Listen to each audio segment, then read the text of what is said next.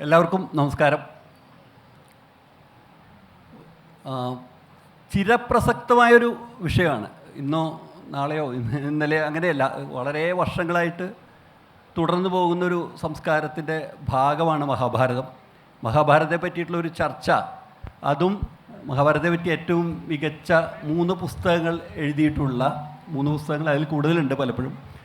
3 വളരെ പ്രതിഭാശാലികളായിട്ടുള്ള 3 പേരോടാണ് സംസാരിക്കാൻ പോകുന്നത്. ഇതിൽ മഹാഭാരതത്തെ പറ്റി കുറവ് അറിവുള്ള ഒരാളാണ് ഞാൻ. അതുകൊണ്ട് ഞാനൊരു സദസ്സിൻ്റെ പ്രതിനിധിയാണ്, അല്ലാതെ വേദിയുടെ പ്രതിനിധിയല്ല. നിങ്ങൾ ചോദിക്കാൻ പോകുന്ന, ഒരുപക്ഷെ ചോദിക്കാവുന്ന ചില ചോദ്യങ്ങളും അന്വേഷണങ്ങളൊക്കെയാണ് എൻ്റെ ഭാഗത്തു നിന്നുണ്ടാവുക. തീർച്ചയായിട്ടും നമുക്ക് കിട്ടിയിട്ടുള്ള വലിയ മികച്ച പാനലാണ്.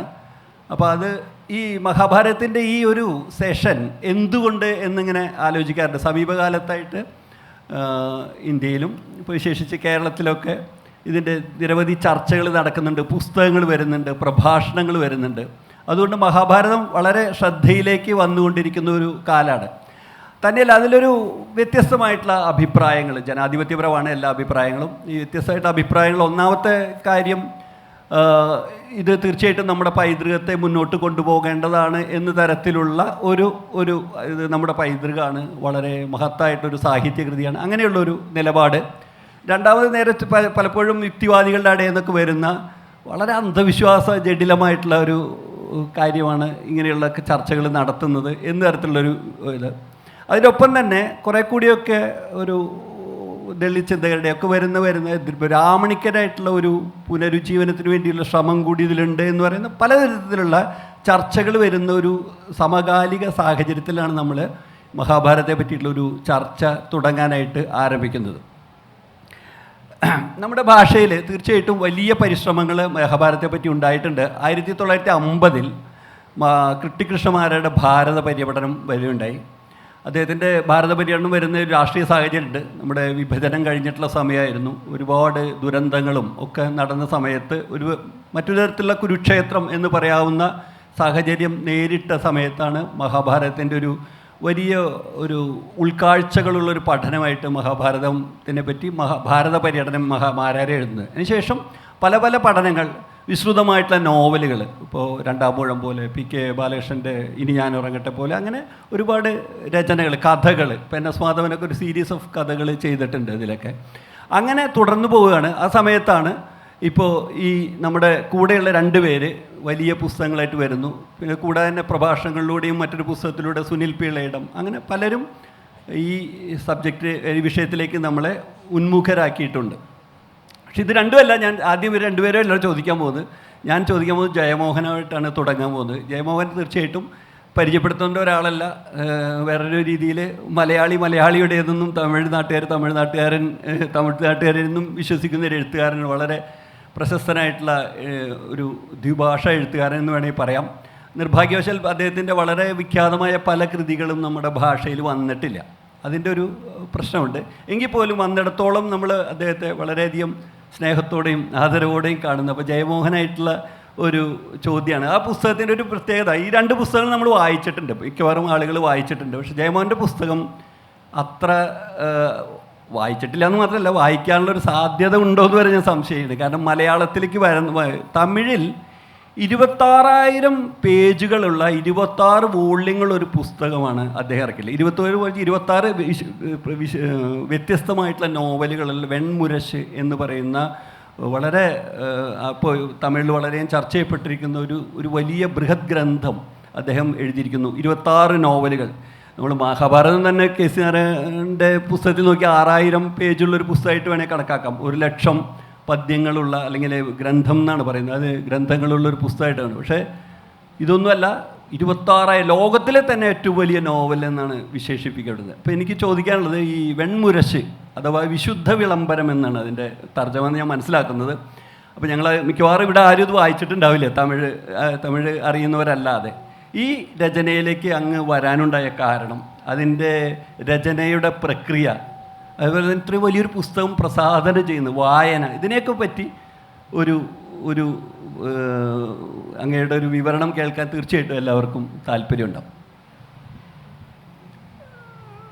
മഹാഭാരതം ഞാൻ എഴുതാൻ ഉദ്ദേശിച്ചത് 1990-ലാണ്. അപ്പോൾ PK ബാലകൃഷ്ണൻ ഇവിടെ തിരുവനന്തപുരത്ത് താമസിക്കുന്ന കാലം അദ്ദേഹത്തെ ഞാൻ കാണാറുണ്ടായിരുന്നു. അപ്പോൾ ഒരിക്കൽ ഞാൻ പറഞ്ഞു, കർണനെ പൊക്കാൻ വേണ്ടി അർജുനനെ ഒന്ന് താഴ്ത്തി കെട്ടി അദ്ദേഹത്തിൻ്റെ നോവലിൽ ഇനി ഞാൻ ഉറങ്ങട്ടെ എന്ന നോവലിൽ എന്ന് ഞാൻ പറഞ്ഞു. അതങ്ങനെ വരുള്ളൂ. എല്ലാ കഥാപാത്രങ്ങൾക്കും തുല്യ പ്രാധാന്യം കൊടുക്കണമെങ്കിൽ മഹാഭാരതം പരിപൂർണമായിട്ട് എഴുതണം എന്ന് അദ്ദേഹം എന്നോട് പറഞ്ഞു. അദ്ദേഹം പറഞ്ഞ അർജുനനാണ് യോഗി, കർണൻ ഒരു തലമേ ഉള്ളൂ, ഒരുപാട് മുഖങ്ങളും പരിണാമങ്ങളുള്ള കഥാപാത്രമാണല്ലോ അർജുൻ. അപ്പോൾ എല്ലാ കഥാപാത്രങ്ങളും എഴുതണമെങ്കിൽ മുഴുവൻ മഹാഭാരതം എഴുതണം എന്ന് അദ്ദേഹം പറഞ്ഞു. അപ്പോൾ അന്ന് എനിക്ക് 27 വയസ്സായിട്ടുള്ളൂ. ഞാൻ പറഞ്ഞു, എന്നാൽ പിന്നെ ഞാൻ എഴുതും എന്ന് പറഞ്ഞു. അപ്പോൾ PK ബാലകൃഷ്ണൻ എന്നെ കെട്ടിപ്പിടിക്കുകയും താൻ എഴുതോടോ, ഒന്നുമില്ലെങ്കിൽ നമ്മളൊക്കെ തിരുവിതാംകൂറുകാരല്ലേ എന്ന് പറഞ്ഞു. അപ്പോൾ അങ്ങനെ ഒരു അഹങ്കാരം ഉണ്ടല്ലോ നമുക്ക്, തിരുവിതാംകൂറുകാരാണല്ലോ ലോകത്തിലെ ഏറ്റവും ബുദ്ധിമാന്മാരാണെന്ന്. അങ്ങനെ ഒരു സ്വപ്നം എൻ്റെ ഉള്ളിലുണ്ടായിരുന്നു. ചില നാടകങ്ങളും ചെറിയ കോലകഥകളും 3 നോവലേറ്റുകളും എഴുതിയിട്ടുണ്ട്. പക്ഷേ 90 തുടങ്ങി 2014 വരേക്കും ഏതാണ്ട് 25 കൊല്ലം അതിനു വേണ്ടിയിട്ടുള്ള ഗവേഷണങ്ങൾ ചെയ്തിരുന്നു, അതിനുവേണ്ടിയുള്ള പുസ്തകങ്ങൾ സമാഹരിച്ചിരുന്നു. അതിനുവേണ്ടി ഏതാണ്ട് ഇന്ത്യയിൽ മഹാഭാരതത്തോട് ബന്ധപ്പെട്ട ഏതാണ്ട് എല്ലാ സ്ഥലങ്ങളിലേക്കും നേരിൽ പോവുകയുണ്ടായി. ഏതാണ്ട് 60-70 യാത്രകൾ ചെയ്തുകൊണ്ട് അങ്ങനെയാണ് 2014 ഇതിൽ എഴുതണം എന്ന് എനിക്ക് തോന്നിയത്. അതൊരു നിമിത്തമാണ് 2014 ജനുവരിയിൽ തുടങ്ങി 7 കൊല്ലക്കാലം ഓരോ ദിവസവും ഒരു ചാപ്റ്റർ വീതം എൻ്റെ വെബ്സൈറ്റിൽ എഴുതിയത്. ഒരു ദിവസം 10 പേരെങ്കിലും അത് വായിക്കണം എന്നായിരുന്നു ഞാൻ അത് എഴുതുന്നതിന് മുമ്പ് അറിയിച്ചിരുന്നത്. പക്ഷേ ഒരു ദിവസം ഏതാണ്ട് 60,000-70,000 പേരത് വായിച്ചിരുന്നു. തമിഴിൽ ഏറ്റവും കൂടുതൽ വായിക്കപ്പെട്ട കൃതികളിൽ ഒന്നാണത്. അത് 2021 അത് പൂർത്തിയായി. 26 വോള്യൂംസാണ്. ഒറ്റ നോവലുകളാണ്, ഒരു കണ്ടിന്യൂഷൻ അല്ല, ഓരോന്നും ഒറ്റ നോവലാണ്. പക്ഷേ കഥയുടെ കണ്ടിന്യൂഷൻ ഉണ്ടാവും. ഇന്ന് ഒരു പ്രസ് 24 മണിക്കൂർ നേരവും വെൺമുരസ് അച്ചടിച്ചുകൊണ്ടിരിക്കുകയാണ്. ഇക്കൊല്ലം എല്ലാ പുസ്തകങ്ങളും ചേർന്ന് ഒറ്റയടിക്ക് പ്രസിദ്ധീകരിക്കുന്ന ഒരു സംരംഭം ഞങ്ങൾ അറിയിച്ചിട്ടുണ്ട്. 50,000 രൂപയാണ് അതിൻ്റെ വില. അതും ഒരുപാട് ആളുകൾ വായിക്കുന്നുണ്ട്. ഇതിനിടെ 3 പതിപ്പുകൾ വന്നിട്ടുണ്ട്. പക്ഷേ മുഴുവൻ പുസ്തകവും ഇൻ്റർനെറ്റിൽ ഫ്രീ ആയിട്ടും കിട്ടും, ആർക്ക് വേണമെങ്കിലും വായിക്കാം. ഒരു സോഫ്റ്റ്വെയർ ആയിട്ട് തന്നെ വായിക്കാം. കാശ് കൊടുത്ത് വാങ്ങണമെങ്കിൽ വാങ്ങിയാൽ മതി. പക്ഷേ ആയിരക്കണക്കിന് ആളുകൾ വാങ്ങുന്നുമുണ്ട്. അതിനൊരുപാട് വായനക്കാരുണ്ട്. ഈ അരങ്ങിൽ തന്നെ കംപ്ലീറ്റ് ആയിട്ട് മുഴുവനായിട്ട് വായിച്ച 2-3 ആളുകൾ ഈ രംഗത്ത് ഇവിടെ തന്നെ ഉണ്ട്.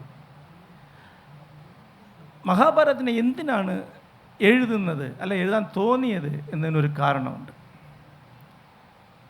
ഈ ഉച്ചനേരത്ത് ഇവിടെ നിരന്നിരിക്കുന്നവരിൽ കുറച്ച് ആളുകൾക്കെങ്കിലും സാഹിത്യത്തിൽ കുറച്ച് കൂടുതൽ താല്പര്യമുള്ളവർക്ക് വേണ്ടിയിട്ട് അത് പറയാം. സാഹിത്യത്തിൽ നമുക്ക് 3 ഘട്ടങ്ങളായിട്ട് നമുക്ക് പിരിക്കാം. പ്രധാനമായിട്ടും നമ്മൾ ചിന്തിക്കുന്നത് പലപ്പോഴും മോഡേണിസ്റ്റ് എന്ന് പറയുന്നത്, മോഡേൺ അല്ല, മോഡേണിസ്റ്റ് പീരീഡിലേക്കാണ്. മോഡേണിസ്റ്റിക് പീരീഡിലുള്ള ചിന്തകളാണ് ക്ലാസിക്കുകളെയോ അല്ല ചരിത്രത്തെ എടുത്തുകൊണ്ട് വസ്തുനിഷ്ഠമായി അതിനെ പരിഗണിക്കുക, അതിനെ പഠിക്കുക എന്നുള്ളത്. വസ്തുനിഷ്ഠ പഠനം എന്നുള്ളതാണ്, റേഷണൽ അപ്രോച്ച് എന്നുള്ളതാണ് മോഡേണിസത്തിൻ്റെ പ്രധാനമായ ഒരു വീക്ഷണം. ഇന്ത്യൻ ഭാഷകളിൽ അങ്ങനെ എഴുതപ്പെട്ട ഏറ്റവും നല്ല മഹാഭാരത നോവൽ എന്ന് പറയുന്നത് SL ഭൈരപ്പ കന്നഡത്തിൽ എഴുതിയ പർവ എന്ന നോവലാണ്. ഏറ്റവും മോശപ്പെട്ട നോവൽ എന്ന് പറയുകയാണെങ്കിൽ പ്രദീപ് റോയ് ഒറിയ ഭാഷയിൽ എഴുതിയ ദ്രൗപദി എന്ന നോവലാണ്. അത് ദ്രൗപദിയെ കൊണ്ട് ഫെമിനിസം വിളിച്ച് പറയുന്ന ഒരു സംഭവമാണ്. പക്ഷേ അതിന് ജ്ഞാനപീഠ അവാർഡ് കിട്ടിയിട്ടുണ്ട്. ഇങ്ങനെ ഇതിൽ തരം ഒരുപാട് കൃതികളുണ്ട്. എല്ലാം മോഡേണിസ്റ്റ് ടെക്സ്റ്റുകളാണ്, മോഡേണിസ്റ്റ് ടെക്സ്റ്റാണ്. PK ബാലകൃഷ്ണൻ്റെ ഇനി ഞാൻ ഉറങ്ങട്ടെ ഒരു മോഡേണിസ്റ്റിക് ടെക്സ്റ്റാണ്. അതൊരു അസ്തിത്വ ദുഃഖത്തെ സംസാരിക്കുന്ന ഒരു വർക്കാണ്. MT വാസുദേവൻ നായരുടെ വർക്കും അതാണ്. അതും അടിസ്ഥാനപരമായി ഒരു എക്സിസ്റ്റൻഷ്യലിസ്റ്റിക് കൃതിയാണ്. പിന്നെ അടുത്ത് വന്ന കാലഘട്ടമാണ് പോസ്റ്റ് മോഡേൺ കാലം. അത് ഗ്രാൻഡ് നെറേറ്റീവ്സിനെ ഇല്ലാതാക്കുകയും ഡിസ്മിസ് ചെയ്യുകയും ഗ്രാൻഡ് നെറേറ്റീവ്സ് എന്ന് പറയുന്ന മലയാളത്തിൽ എന്താണ് വാക്കെന്ന് എനിക്കറിയില്ല. ഗ്രാൻഡ് നെറേറ്റീവ്സ്, വലിയ കഥകൾ, പ്രഹദാഖ്യാനം, ഓക്കെ വെൽ, അതിനെ ഡിസ്മിസ് ചെയ്യും. അങ്ങനെയുള്ള പ്രഹദാഖ്യാനങ്ങളെ പുനരാഖ്യാനം ചെയ്ത് അതിനെ ഡിസ്മാൻഡിൽ ചെയ്യുകയും ചെയ്തതാണ് പോസ്റ്റ് മോഡേണിസത്തിൻ്റെ ട്രെൻഡ്. എനിക്ക് മോഡേണിസത്തോട് വളരെ ശക്തമായ വിയോജിപ്പുണ്ട്. കാരണം വളരെ സൈക്കോളജിക്കലായി, സ്പിരിച്വലായി ഉള്ള ഡീറ്റെയിലായ കാര്യങ്ങൾ, സാഹിത്യം എന്താണ് ഉദ്ദേശിക്കുന്നോ അതിനെ ശരിക്കും മോഡേണിസത്തിന് തൊടാനേ പറ്റില്ല എന്നാണ് എൻ്റെ അഭിപ്രായം. അതുകൊണ്ട് ഞാൻ തുടക്കത്തിൽ തന്നെ വളരെ സ്ട്രോങ് ആൻറ്റി മോഡേണിസ്റ്റിക് റൈറ്ററാണ്. എന്നാൽ പോസ്റ്റ് മോഡേൺ റൈറ്ററും അല്ല. എനിക്ക് ഡീകൺസ്ട്രക്ട് ചെയ്യുന്നതിൽ, പൊളിച്ചെടുക്കുന്നതിലൊന്നും താല്പര്യമല്ല. അപ്പം ഞാൻ എന്നെ പോസ്റ്റ് മോഡേണിസ്റ്റ് എന്ന് പറയില്ല, ആഫ്റ്റർ മോഡേണിസ്റ്റിക് റൈറ്റർ എന്നായിരുന്നു പ്രഖ്യാപിച്ചിരുന്നത്. പിന്നെ ഈ അടുത്ത കാലത്ത് വായിക്കുന്ന ചിന്തകൾ കൊണ്ട് ഡേവിഡ് ഫോസ്റ്റർ വാലസ് പോലുള്ള ആളുകളുടെ ചിന്തകളിൽ നിന്ന് എന്നെ ട്രാൻസ് മോഡേണിസ്റ്റിക് അല്ലെങ്കിൽ പോസ്റ്റ് മോഡേണിസ്റ്റിക് എന്ന് പറയാം. അതായത് പുനരാഖ്യാനം തന്നെ, പക്ഷേ മോഡേണിസ്റ്റിക് പുനരാഖ്യാനം അല്ല, പോസ്റ്റ് മോഡേണിസ്റ്റിക് പുനരാഖ്യാനം അല്ല. ഇത് വേറൊന്നാണ്. ഇത് ഒരു പ്രത്യേക ജീവിത മണ്ഡലം അല്ലെങ്കിൽ ഒരു കഥാമണ്ഡലം ഉണ്ടാക്കി അതിൻ്റെ ഉള്ളിൽ വാല്യൂസിനെ, അതിൻ്റെ ഉള്ളിൽ ഐഡിയാസിനെ സ്ഥാപനം ചെയ്യുന്നത് തന്നെയാണ്, റീ എസ്റ്റാബ്ലിഷ് ചെയ്യുന്നത് തന്നെയാണ്. അധികാരത്തിനെ പോസ്റ്റ് മോഡേൺ തമാശ കൊണ്ടൊന്നും ഒന്നും ചെയ്യാൻ പറ്റില്ല. അതിന് തുല്യമായ ബൃഹത്താഖ്യാനങ്ങൾ ഉണ്ടാക്കുന്നത് കൊണ്ട് മാത്രമേ എതിർക്കാൻ പറ്റുള്ളൂ, ചോദ്യം ചെയ്യാൻ പറ്റുള്ളൂ എന്നുള്ളത് തന്നെയാണ് ട്രാൻസ് മോഡേണിസത്തിൻ്റെ അല്ലെങ്കിൽ പോസ്റ്റ് മോഡേണിസത്തിൻ്റെ ഐഡിയ. അതാണ് വെൺമുരസ് പോലുള്ള കൃതികളുള്ളത്. പഴയ കൃതിയല്ല, ഈ വന്നുകൊണ്ടിരിക്കുന്ന എല്ലാ സാഹിത്യങ്ങൾക്കും ശേഷം വരുന്ന ഒരു കൃതിയാണ്. ഇനി വായനക്കാർ ചെന്നെത്താൻ പോകുന്ന ഒരു കൃതിയാണ്. ഏറ്റവും കൂടുതൽ വളരെ ചെറുപ്പക്കാർ വായിക്കുന്ന കൃതിയാണ്. എന്നാൽ പഴയ ആൾക്ക് അത് വായിക്കുന്നുണ്ട്. മഹാഭാരതം മാത്രം വായിക്കുന്നവർ വാങ്ങാം. അതാണ് അതിൻ്റെ ഫിലോസഫിക്കൽ ഇത്. ഇതിനൊരു ചേർച്ച ചോദിക്കുകയാണ്, ഈ നോവലിൻ്റെ രീതി എങ്ങനെയാണ്? അത് ഇപ്പോൾ പഴയ കഥാപാത്രങ്ങളും പുതിയ ലോകമാണോ അതിൽ അവതരിപ്പിക്കുന്നത്? അല്ല, ഇത് ഒരു ഭാഷയിൽ ഉണ്ടാക്കിയിട്ടുള്ള ഒരു എൻറ്റയർ ലോകമാണ്. മഹാഭാരതം തന്നെയാണ്, ഫാൻറ്റസി നിറഞ്ഞ മഹാഭാരതത്തിൻ്റെ അതേ കഥ തന്നെയാണ്. ഒരു ഭാഗത്ത് അത് ചരിത്രത്തിന് വളരെ ക്ലോസ് ആയിട്ട് നിൽക്കും. ഈ ട്രാൻസ് മോഡേണിസം എന്ന് പറയുന്ന എഴുത്തിൻ്റെ പ്രധാന രീതി എന്ന് പറയുന്നത് ചരിത്രത്തിനും സയൻസിനും ഒക്കെ വളരെ അടുത്ത് നിൽക്കുന്നതാണ്. ഞാൻ എഴുതിയ ചില കഥകൾ, ഇപ്പോൾ 100 സിംഹാസനങ്ങൾ പോലുള്ള കഥകൾ അറിയാം. അത് എവിടെയാണ് ചരിത്രം തീരുന്നത്, എവിടെയാണ് ഫിക്ഷൻ തുടങ്ങുന്നത് പറയാൻ പറ്റില്ല. ചരിത്രം തന്നെയാണ്, ഫിക്ഷനും കൂടിയാണ്. അതുപോലെയാണ് ഇത് മഹാഭാരതം തന്നെയാണ്. പക്ഷേ എവിടെയാണ് മഹാഭാരതം അവസാനിക്കുന്നത്, എവിടെയാണ് പുനരാഖ്യാനം തുടങ്ങുന്നതെന്ന് കൃത്യമായിട്ട് പറയാൻ പറ്റില്ല. പുതിയ ലോകമല്ല, മഹാഭാരത ലോകമാണ്. ഇപ്പോൾ മഹാഭാരതത്തിന് അസ്തിനപുരിയോ അല്ലെങ്കിൽ ദ്വാരകയോ വളരെ മെറ്റിക്കുലസ് എൻജിനീയറിങ് ഡീറ്റെയിൽസിലൂടെ ഈ നോവലിലുണ്ട്. എന്നാൽ ഫാൻറ്റസികൾ മുഴുവൻ അങ്ങനെ തന്നെ നോവലിലുണ്ട്. തത്വചിന്ത ഉണ്ട്. ഒപ്പം തത്വചിന്തയുടെ ഒരു വലിയ പോരാട്ടം അതിൻ്റെ ഉള്ളിലുണ്ട്. അടുത്ത റൗണ്ടിൽ വരുമ്പോൾ കൂടുതൽ ചോദിക്കാം ഇങ്ങനെയുള്ള കഥാപാത്രം. ഇത് പുരാണിക് റിയലിസം എന്നാണ് ഈ വെബ്സൈറ്റിൽ കാണുന്നത് ഈ നോവലിനെ പറ്റി. എനിക്ക് തോന്നുന്നു ഞാൻ ഇനി നേരെ ശ്രീ KC നാരായണനിലേക്ക് വരികയാണ്. ആ പുസ്തകം തീർച്ചയായിട്ടും നമ്മൾ എല്ലാവരും വായിച്ചിട്ടുണ്ടാവും മിക്കവാറും. മാതൃഭൂമി ആഴ്ചപ്പതിപ്പിൽ 30-32 ആഴ്ചയായിട്ട് വന്നിരുന്ന പുസ്തകമാണ്. KC നാരായണന് ഉള്ള ഒരു പ്രത്യേകത, അദ്ദേഹത്തിന് മാത്രമേ അങ്ങനെ ഒരു പുസ്തകം ഈ ഒരു വിഭാവനം ചെയ്യാൻ കഴിയുമെന്ന് ഞാൻ വിചാരിക്കുന്നു. കാരണം അതിൻ്റെ ശീർഷകം നോക്കുക, ശീർഷകം മഹാഭാരതം ഒരു സ്വതന്ത്ര സോഫ്റ്റ്വെയർ എന്നാണ്. ഒരു ആധുനികമായിട്ടുള്ള ശീർഷകമാണ്, അതിനൊപ്പം തന്നെ ഒരു പ്രാചീനമായിട്ടുള്ളൊരു കലാസൃഷ്ടിനെ യോജിപ്പിക്കുകയാണ്. ശ്രീ KC നാരായണൻ്റെ പ്രത്യേകത, അദ്ദേഹം ഒരു ക്ലാസിക് കലകളോട് താല്പര്യമുള്ള ഒരാളാണ്. അങ്ങനെ ക്ലാസിക് കലകളോട് താല്പര്യമുള്ള സാധാരണ ഒരാൾ ആധുനികമായിട്ടുള്ള പല വിഷയങ്ങളോടും വിമുഖരാകുന്ന ഒരു സ്വഭാവം കണ്ടിട്ടുണ്ട്. അദ്ദേഹത്തിന് അങ്ങനെയല്ല. ഇദ്ദേഹം ഈ കഥകളിയെപ്പറ്റിയും താളത്തെപ്പറ്റിയും ഒക്കെ എഴുതുകയും ചിന്തിക്കുകയൊക്കെ ചെയ്യുന്ന, അതോടൊപ്പം തന്നെ ആറ്റൂർ രവിവർമ്മയുടെ ആധുനിക കവിതയെപ്പറ്റിയും ആനന്ദിൻ്റെ കഥകളെപ്പറ്റിയൊക്കെ വളരെ ദീർഘമായിട്ടുള്ള പഠനങ്ങൾ, വളരെ വിശദമായിട്ടുള്ള ആഴത്തിലുള്ള പഠനങ്ങൾ നടത്തിയിട്ടുള്ള ഒരാളാണ്. അതുകൊണ്ട് തന്നെ ഈ മഹാഭാരതം ഒരു സ്വതന്ത്ര സോഫ്റ്റ്വെയർ എന്ന് പറയുമ്പോൾ, സ്വതന്ത്ര സോഫ്റ്റ്വെയർ എന്ന് പറയുന്നതിൻ്റെ ഒരു മുന്നേറ്റം നമുക്കറിയാം. അത് നമുക്ക് പരിഷ്കരിക്കാനൊക്കെയുള്ള വലിയ സാധ്യതകളുണ്ട്. ഞാൻ ചോദിക്കുന്നത് എങ്ങനെയാണ് അതിലേക്ക് എത്തിയിട്ടുള്ളത്? ഈ സ്വതന്ത്ര സോഫ്റ്റ്വെയർ എന്നൊരു കൺസെപ്റ്റ് എനിക്ക് തോന്നുന്നത് അത് ആ പുസ്തകത്തിൽ തന്നെ പറയുന്ന യയാതിയുടെ ഒരു ഉദാഹരണം വെച്ചുകൊണ്ട് തുടങ്ങുകയാണെങ്കിൽ പെട്ടെന്ന് മനസ്സിലാവും എന്ന് തോന്നുന്നു. ഈ സ്വതന്ത്ര സോഫ്റ്റ്വെയർ എന്നുള്ള കൺസെപ്റ്റ് അത് എല്ലാവർക്കും അറിയാം. എൻജിനീയറിംഗ് വിദ്യാർത്ഥികൾക്ക് മാത്രമല്ല, അല്ലാത്ത ആളുകൾക്കും അറിയാം. നമ്മളിപ്പോൾ VS ഖാണ്ടേക്കറുടെ യയാതി എന്നുള്ള നോവല് മഹാഭാരതത്തിനെ അടിസ്ഥാനമാക്കിയിട്ടുള്ള നോവലാണ്. അത് ഖാണ്ടേക്കറുടെ നോവലാണ്. നമുക്ക് അത് പകർത്താൻ പറ്റില്ല, അത് വേറൊരാൾക്ക് പബ്ലിഷ് ചെയ്യാൻ പറ്റില്ല. അത് അദ്ദേഹത്തിൻ്റെ പ്രോപ്പർട്ടിയാണ്. അതിനെ നിങ്ങൾക്ക് മാറ്റിമറിക്കാനോ ഒന്നും പറ്റില്ല. രണ്ടാമൂഴം എനിക്ക് പുനരെഴുതാൻ പറ്റില്ല. എല്ലാ 1914 ബ്രിട്ടീഷ് ഗവൺമെൻറ് ഉണ്ടായിരുന്ന കാലത്തെ കോപ്പിറൈറ്റ് നിയമം അനുസരിച്ചിട്ട് അന്ന് വരെയുള്ള എല്ലാ പുസ്തകങ്ങളും രണ്ടാമത് ആവർത്തിച്ച് പതിപ്പിറക്കാനും ഒക്കെയുള്ള അവകാശം അത് എഴുതിയ ആൾക്കോ അല്ലെങ്കിൽ അയാൾ നിർദ്ദേശിക്കുന്ന ആൾക്കോ ആയിട്ട് പരിമിതപ്പെടുത്തുന്നു. പിന്നെ അത് അന്ന് പുസ്തകവും അച്ചടിയും മാത്രമേ ഉണ്ടായിരുന്നുള്ളൂ. പിന്നെ എല്ലാത്തിനും ഫോട്ടോഗ്രാഫി, മ്യൂസിക്, എല്ലാത്തിനും കോപ്പിറൈറ്റ് നിയമം വന്നു. അത് ഉടമസ്ഥതയില്ലാത്ത ഒരു സാധനവും ലോകത്തിലില്ല എന്നുള്ള മട്ടം എല്ലാത്തിനും. ഞാനൊരു പാട്ടിൻ്റെ ട്യൂണിട്ട ഉടമസ്ഥനായി, അതിന് ഒരാൾ പൈസ തരണം. അങ്ങനെ ഈ പൈസയും വിപണിയും നിയമവും എല്ലാം കൂടി ചേർന്ന് ഇന്ന് കോപ്പിറൈറ്റാൽ സംരക്ഷിക്കപ്പെടാത്ത, ഉടമസ്ഥനില്ലാതെ കിടക്കുന്ന ഒരു സാധനവും ലോകത്തിലില്ല. പക്ഷെ അതിൻ്റെ ഇടയിലാണ് ഈ മഹാഭാരതം അതുപോലെ രാമായണം തുടങ്ങിയ ഇതിഹാസങ്ങൾ ഒരു കോപ്പിറൈറ്റും ഇല്ലാതെ സ്വതന്ത്രമായിട്ട് നിൽക്കുന്നത്. അപ്പോൾ ഈ സ്വതന്ത്രമായിട്ടുള്ള സോഫ്റ്റ്വെയർ എന്നുള്ള ആശയമാണ് എന്നെ വല്ലാതെ ആകർഷിച്ചത്. ഇപ്പോൾ ഈ റിച്ചാർഡ് ഷോക്ക്മാൻ എന്ന് പറയുന്ന ആളാണ് ഈ സ്വതന്ത്ര സോഫ്റ്റ്വെയർ എന്നുള്ള ആശയം കൊണ്ടുവന്നത്. ഈ സാങ്കേതികതയും ഭയങ്കരമായിട്ട് സോഫ്റ്റ്വെയർ നിയമം കൊണ്ട്, സ്വകാര്യതാ നിയമം കൊണ്ട് ബന്ധിക്കപ്പെട്ടതാണ്. ഞാനിപ്പോൾ കമ്പ്യൂട്ടറിൽ മൈക്രോസോഫ്റ്റിൻ്റെ സോഫ്റ്റ്വെയർ ഇട്ട് കഴിഞ്ഞാൽ അതിന് ലൈസൻസ് ഫീ കൊടുക്കണം. മൈക്രോസോഫ്റ്റിൻ്റെ ആളുകൾക്ക് ഏത് സമയവും എൻ്റെ കമ്പ്യൂട്ടർ പരിശോധിക്കാം. അത് പൈറേറ്റഡ് ആണെന്ന് കണ്ടു കഴിഞ്ഞാൽ പിഴയിടാം. അങ്ങനെ അതിഭയങ്കരമായ സുരക്ഷിതത്വമുണ്ട്, അവർക്ക് ഉടമസ്ഥതയുണ്ട്.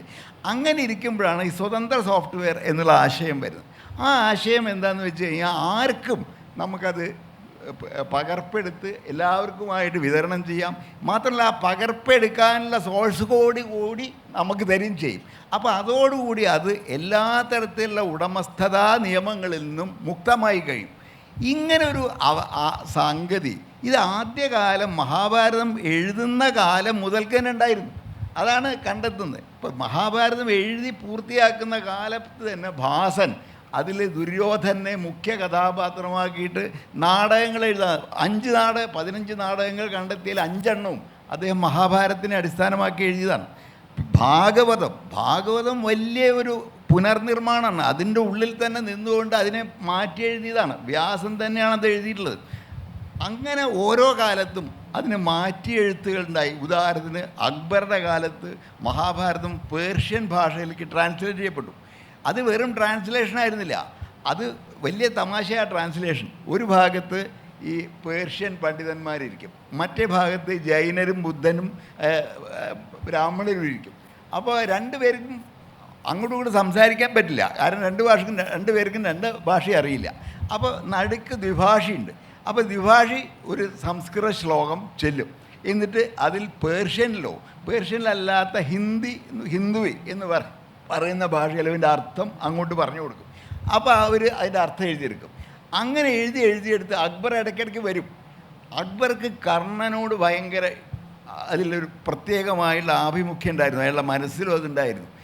അത് കണ്ടറിഞ്ഞിട്ട് പിന്നെ ഈ മഹാഭാരതം തർജ്ജമയിൽ കർണനും കഥാപാത്രമായി,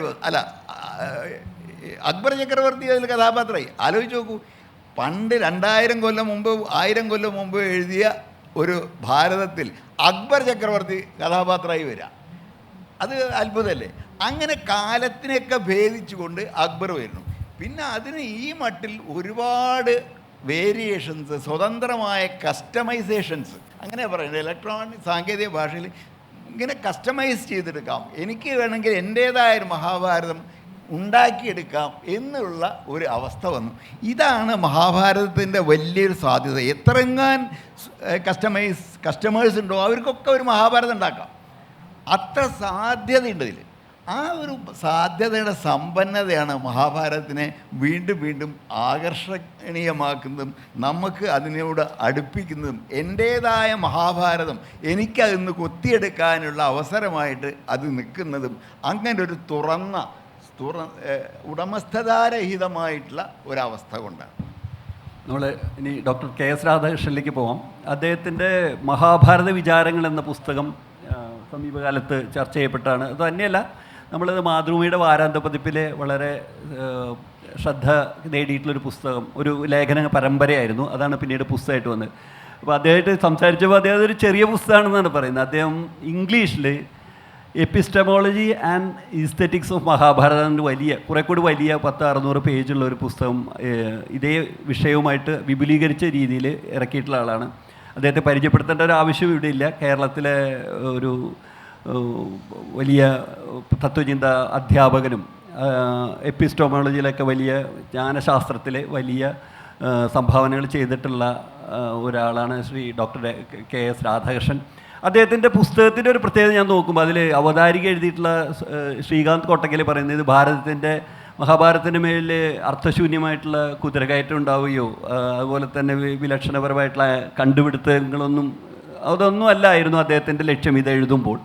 അപ്പോൾ സ്വാഭാവികമായിട്ടും ഈ കെ സി നാരായണൻ ചെയ്തിട്ടുള്ള സ്വതന്ത്ര സോഫ്റ്റ്വെയറിൻ്റെ എനിക്ക് തോന്നുന്നൊരു തിരിച്ചിടാവുന്നൊരു കാര്യമാണ്. അധികം കാര്യമായ മഹാഭാരതത്തിൻ്റെ ടെക്സ്റ്റിനോട് വലിയ ഒരു കലാപം ചെയ്യുകയോ ഒന്നും ചെയ്യുന്ന താല്പര്യമുള്ള ഒരാളല്ല ശ്രീ രാധാകൃഷ്ണൻ. അദ്ദേഹത്തിൻ്റെ പുസ്തകത്തിൽ ഒരു പ്രത്യേകത, പലപ്പോഴും നമ്മൾ അത്ര ശ്രദ്ധിക്കാതെ പോയ പല കഥാപാത്രങ്ങളെയും വെളിച്ചത്തിൽ കൊണ്ടുവരിക. ഇപ്പോൾ ശുഗനെ പോലെയുള്ള, വ്യാധനെ പോലെയുള്ള, നഹുഷനെ പറ്റിയിട്ടുള്ള 2 വളരെ വലിയ വലിപ്പമുള്ള 2 അധ്യായങ്ങൾ തന്നെയുണ്ട്. അങ്ങനെ സത്യവാൻ സാവിത്രി ഇങ്ങനെയുള്ള അധ്യായങ്ങളൊക്കെ ചേർത്തുകൊണ്ട് അത് ആഴത്തിൽ എനിക്ക് തോന്നുന്നു അതിൻ്റെ ഓരോ കഥാപാത്രത്തിൻ്റെ ഉള്ളിലേക്ക് പോവുകയും കൂടുതൽ അതിനെപ്പറ്റി മനസ്സിലാക്കുകയും ചെയ്യാനാണ് ശ്രീ രാധാകൃഷ്ണൻ വെച്ചിട്ടുള്ളത്. തന്നെയല്ല, അതിലുള്ള ഒരു പ്രത്യേകത അഹിംസയെ ഉയർത്തിപ്പിടിക്കുക എന്നുള്ളതാണ് അദ്ദേഹം ഇതിൽ കാണിക്കുന്നത്. മഹാഭാരതത്തിൻ്റെ തത്വം അല്ലെങ്കിൽ മഹാഭാരതത്തിൻ്റെ ഒരു ഫലശ്രുതി എന്ന് പറയുന്ന അഹിംസയാണെന്നും ധർമ്മം ബലവാനായിട്ടുള്ള ആളുകളല്ലാത്തവരും ആവുന്ന ആളുകൾക്കൊന്നും അഹിംസ ചെയ്യാനൊരു അധികാരമില്ല എന്ന് പറയുന്ന ഒരു ഗാന്ധിയൻ. അത് മാരാരുടെ പുസ്തകത്തിൽ അത് 1-2 സ്ഥലത്ത് വരുന്നുണ്ട്. അപ്പോൾ ഈ പുസ്തകത്തിലേക്ക് വരുന്ന വഴി ഇങ്ങനെ വലിയ ഒരു വിപ്ലവകരമായിട്ടുള്ള മാറ്റങ്ങൾ ഇതിൽ വേണ്ട എന്ന് തീരുമാനിക്കുന്നതിനുള്ള ഒരു കാരണം ഇതൊക്കെ ഒന്ന് വിശദീകരിക്കുകയാണെങ്കിൽ നന്നായിരിക്കുമെന്ന് എനിക്ക് തോന്നുന്നു. ഒന്നാമത്തെ കാര്യം, ഞാനൊരു വിപ്ലവകാരി അല്ല. അതുകൊണ്ട് വിപ്ലവകരമായ മാറ്റമൊന്നും വരുത്താൻ ഞാൻ ഉദ്ദേശിച്ചിട്ടില്ല. ഇത് എൻ്റെ വിഷയം, ഞാൻ പഠിപ്പിക്കുകയും ചെയ്തുകൊണ്ടിരിക്കുന്ന, ഇന്നും പഠിച്ചുകൊണ്ടിരിക്കുന്ന വിഷയം തത്വശാസ്ത്രമാണ്, തത്വചിന്തയാണ്. ആ തത്വചിന്തയിൽ തന്നെ ഞാൻ കൂടുതൽ ശ്രദ്ധിച്ച് പഠിച്ചിട്ടുള്ളത് എപ്പിസ്റ്റമോളജിയാണ്. എപ്പിസ്റ്റമോളജി എന്ന് പറഞ്ഞാൽ അറിവ് എങ്ങനെ ഉണ്ടാകും, അറിവിൻ്റെ സ്വഭാവം എന്ത്, ആ അറിവിൻ്റെ മൂല്യം എത്രയാണ്, ശരി ഏത്, തെറ്റേത്, ഇതെങ്ങനെ കണ്ടെത്താനും കഴിയും, ഇത്തരത്തിലുള്ളൊരു സാങ്കേതിക വിഷയമാണത്. മഹാഭാരതം വായിച്ചു കഴിഞ്ഞപ്പോൾ എനിക്ക് തോന്നിയ ഒരു കാര്യം, ഇവിടെ നേരത്തെ എനിക്ക് മുൻപ് സംസാരിച്ച 2 പേരും പറഞ്ഞ രീതിയിൽ, ഇപ്പോൾ ഒരു മാധ്യമപ്രവർത്തകനും നിരൂപകനുമായ കെ സി നാരായണൻ അതിനെങ്ങനെ കണ്ടതെന്ന് പറയാം. കാരണം നാരായണൻ്റെ ഒരു പഠന മേഖലയും ജീവിത മേഖലയുമായി ബന്ധപ്പെടുത്തി മഹാഭാരതത്തെ അദ്ദേഹം കാണുന്നു. എഴുത്തുകാരനായ ജയമോഹൻ അദ്ദേഹത്തിൻ്റെ ജീവിത മേഖലയും കർമ്മമേഖലയുമായി ബന്ധപ്പെടുത്തിയാണ് കാണുന്നത്. എൻ്റെ അഭിപ്രായത്തിൽ മഹാഭാരതത്തെ ഏതൊരു മനുഷ്യനും അവൻ്റെ കർമ്മമേഖലയുമായി ബന്ധപ്പെടുത്തി വായിക്കുകയും മനസ്സിലാക്കുകയും ചെയ്യാനുള്ള അന്തരീക്ഷം മഹാഭാരതത്തിലുണ്ട് എന്നാണ് ഞാൻ മനസ്സിലാക്കിയിട്ടുള്ളത്. ഉദാഹരണത്തിന് ഇപ്പോൾ യുദ്ധതന്ത്രത്തെക്കുറിച്ച് പഠിക്കുന്ന ഒരാളാണെങ്കിൽ അതിനകത്ത് യുദ്ധതന്ത്രത്തെക്കുറിച്ച് മനസ്സിലാക്കാൻ കഴിയും. സ്റ്റേറ്റ് ക്രാഫ്റ്റിനെ കുറിച്ചാണെങ്കിൽ അതിൻ്റെ സിദ്ധാന്തവും അതിൻ്റെ പ്രയോഗവും അതിൻ്റെ കല, അതിൻ്റെ സാങ്കേതിക സമസ്യകൾ, ഇതൊക്കെ അതിനകത്ത് നിന്ന് പഠിക്കാൻ കഴിയും. അതൊക്കെ വിസ്തരിച്ച് അതിനകത്ത് പറഞ്ഞിട്ടുണ്ട്. അപ്പോൾ എൻ്റെ വിഷയം ഇതായതുകൊണ്ട് ഞാൻ അറിവ് എങ്ങനെയാണ് ഉണ്ടാകുന്നത്, ആ അറിവനുസരിച്ച് മഹാഭാരതത്തെ എങ്ങനെ കാണാൻ കഴിയും, അങ്ങനെ വരുമ്പോൾ ഏത് തരത്തിലുള്ള ഒരു സൗന്ദര്യ ശാസ്ത്രമാണ് അതിൽ അന്തർലീനമായിരിക്കുന്നത് എന്ന് കണ്ടെത്തുന്നതിന് വേണ്ടിയാണ് ഞാൻ പരിശ്രമിച്ചത്. അത് കുറേ കാലമായിട്ട് ഇങ്ങനെ ശ്രമിച്ച് വന്നിട്ട് എഴുതാൻ കഴിഞ്ഞത് പലവിധ കാരണങ്ങൾ കൊണ്ട് എഴുതാൻ കഴിഞ്ഞില്ല. ഒന്ന്, ഇത് എഴുതാനിരിക്കുമ്പോൾ വേണ്ട ശ്രദ്ധ കേന്ദ്രീകരിച്ച് എഴുതണമായിരുന്നു. അത് വൈസ് ചാൻസലറായിരുന്നപ്പോഴും അതിന് സൗകര്യം ഉണ്ടായിരുന്നില്ല, PSC ചെയർമാനായിരുന്നപ്പോഴും അതിന് സൗകര്യം ഉണ്ടായിരുന്നില്ല. കാരണം അത്രയേറെ തിരക്കുള്ള ജോലിയായിരുന്നു. ഇപ്പോൾ ഇത് മഹാഭാരതത്തെക്കുറിച്ചൊരു പുസ്തകം എഴുതണം എന്ന് നാരായണന് തോന്നിയപ്പോൾ നാരായണൻ അദ്ദേഹത്തിൻ്റെ പത്രപ്രവർത്തന ജീവിതം അവസാനിപ്പിച്ചതിന് ശേഷമാണ് അതിനെക്കുറിച്ച് ആലോചിക്കുന്ന നേരത്തെ ഉണ്ട് എഴുതുന്നത്. എനിക്കിത് എഴുതാൻ കഴിഞ്ഞത് കോവിഡ് വന്നപ്പോഴാണ്. ഒന്നും ചെയ്യാനുണ്ടായിരുന്നില്ല. അപ്പോൾ എനിക്ക് വേറൊരു ഇത് വന്നതെന്ന് വെച്ചാൽ ഇത് എഴുതി കൊടുത്ത് ടൈപ്പ് ചെയ്യിക്കുക, ഇംഗ്ലീഷിൽ എഴുതി കൊടുത്ത് ടൈപ്പ് ചെയ്യിക്കാൻ ഞാനൊരു ശ്രമം നടത്തി. ആ ശ്രമം എന്ന് പറഞ്ഞാൽ ദയനീയമായി പരാജയപ്പെട്ടു പോയി. എൻ്റെ കൈയെഴുത്ത് വായിക്കാൻ അവർക്ക് ബുദ്ധിമുട്ടുണ്ടായി എന്ന് മാത്രമല്ല, ഞാൻ ആദ്യം കറക്റ്റ് ചെയ്ത് കൊടുക്കുന്നതൊക്കെ അപ്പോൾ ആദ്യം ശരിയാക്കിയതൊക്കെ രണ്ടാമത് തെറ്റിക്കുക തുടങ്ങിയിട്ടുള്ള കാര്യങ്ങൾ വന്ന് ഏതാണ്ട് ഒരു ഇപ്പോഴത്തെ പറഞ്ഞ ഒരു 302 കൊലപാതകം, ആ ഒരു വകുപ്പിലേക്ക് ഞങ്ങൾ തമ്മിൽ എത്തും എന്നൊരവസ്ഥ വന്നപ്പോൾ ഞാൻ വളരെ ബോൾഡായിട്ടൊരു തീരുമാനമെടുത്ത്. അതെന്താണെന്ന് വെച്ചാൽ ആദ്യമായി ഞാനൊരു ലാപ്ടോപ്പ് വാങ്ങിച്ചു. അതിനു മുമ്പ് ഈ ലാപ്ടോപ്പ് ഇതൊന്നും ഞാൻ ഉപയോഗിക്കുമായിരുന്നില്ല. എനിക്ക് ടൈപ്പ് റൈറ്റിങ്ങും അറിയില്ല. അതിനുശേഷം ഈ 2 വിരൽ കൊണ്ട് ടൈപ്പ് ചെയ്ത് തുടങ്ങി അങ്ങനെ ഈ കോവിഡ് കാലത്ത് ഇരുന്ന് എഴുതിയതാണ് epistemology and aesthetics of the Mahabharata. ഇത് എഴുതിക്കൊണ്ടിരിക്കുന്ന കാലത്ത് ഇതിൽ വന്ന രസകരമായ ചില കാര്യങ്ങളെക്കുറിച്ച് രാവിലെ ചിലപ്പോൾ വിളിച്ചിട്ട് ശ്രീകാന്ത് കോട്ടക്കലിനോട് സംസാരിക്കുമായിരുന്നു. ഇങ്ങനെ അയാൾക്കതൊക്കെ വലിയ ഇഷ്ടപ്പെട്ടൊരു സബ്ജക്റ്റായിരുന്നു. അപ്പോൾ അങ്ങനെ സംസാരിക്കുമ്പോൾ അദ്ദേഹം പറഞ്ഞു, സാർ ഇതിനകത്ത് 1-2 എനിക്ക് എഴുതി തരണം എന്ന് പറഞ്ഞു.